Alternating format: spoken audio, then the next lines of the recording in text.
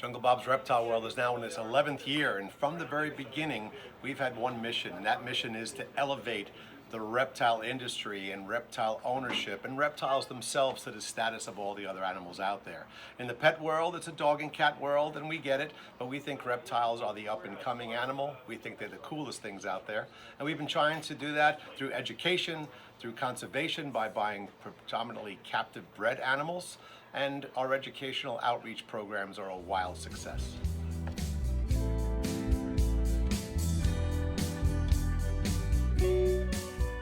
Our business was started really, I have a conservation foundation. That's how we got involved in the reptile business. We actually had a 4-color magazine called Fauna back at the turn of the century. That was quite popular with a very small group of people. Fauna was all about unusual wildlife. Reptiles were a big part of it. That's how we got started.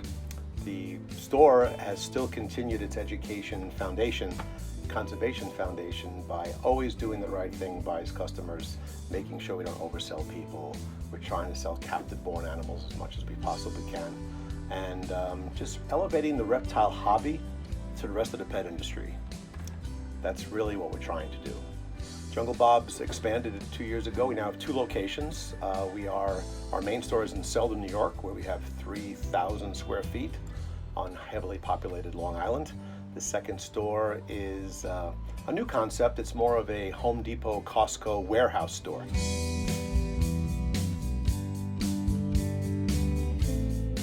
We have a great list of animals that we take out to our shows, all of used to being handled.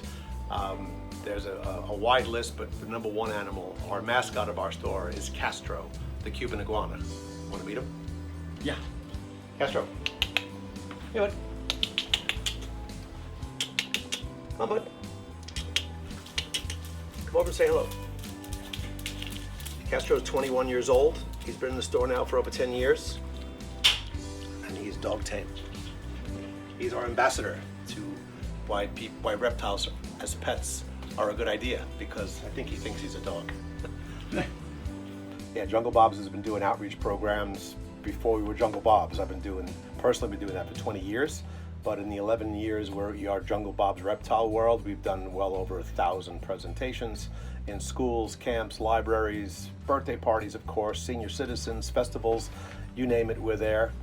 Many of the animals in our posse of show animals are rescues and unwanted animals, people that made mistakes, and certainly Snappy here, our alligator snapping turtle, is one of them. This was a turtle that was purchased by a customer years ago. He didn't understand how big it would get, and when it got to be about half the size, he decided to let us handle it.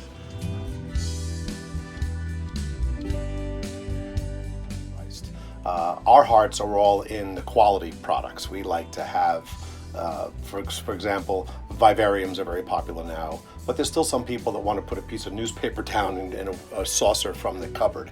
You know, we cater to those people too and try to up their ante. So we have a wide variety of items from a price perspective, and over 2,000 supply SKUs in our catalog.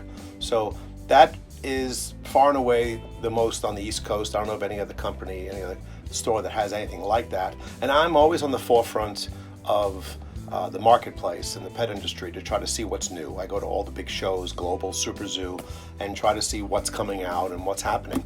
The custom cage line has always been in the high quality bracket for me because I had one and I understand how great it was. It lasted all those years and moved from house to house and from store to store at the end. It was an 8-foot long, gigantic sliding door cage that we kept a variety of animals in. The Vision Cage company kind of disappeared in the New York marketplace about 10 years ago. They're not really being sold here, and I frankly didn't know what had happened to it. Although I've had Vision Cages, I think 25 years is my oldest one, still going strong. So when I heard that Custom Cage had purchased Vision, my ears perked up, and sure enough, here we are doing business together.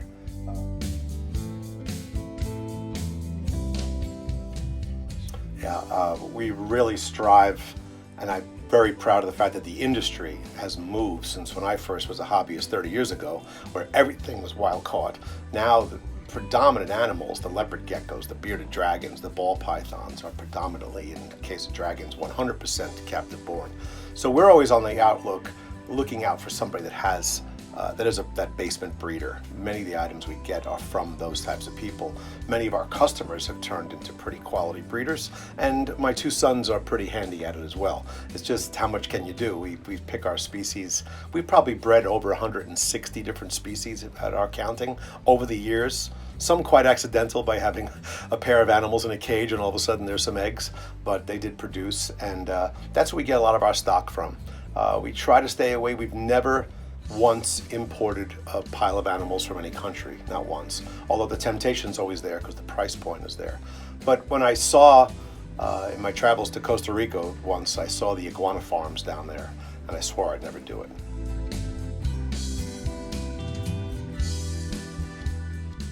Yeah, Jungle Bob's has probably, our food courts have every food item you could mention in the reptile business. We've introduced customers to a what is that over and over, from black soldier fly larvae, dubia roaches, Goliath worms. No one knew what they were 5-6 years ago. Now it's one of our biggest sellers. And we have our preferred vendors for each one of those items. Fruit flies in 2 different sizes. We're selling isopods. We're selling, you name it, earthworms, 2 different types, wigglers and black worms for live. So we have almost every food item that's necessary in the reptile business, live and frozen feeders in 4 or 5 different sizes, right up to frozen rabbits and guinea pigs for the people who still have the big animals. Jungle Bob's reptile world, we never thought we'd get to the level we're at. We were pretty much going to open 1 store. It was a hobby gone wild for me. I didn't really plan on being in retail for any length of time.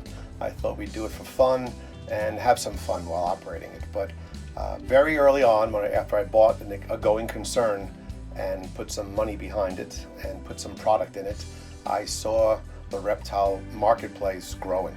It is growing to this day. I can't believe the leaps and bounds I've seen in the last 20 years, but since we bought the stores in the last 10 years, there's many opportunities and no end in sight with how far this could go.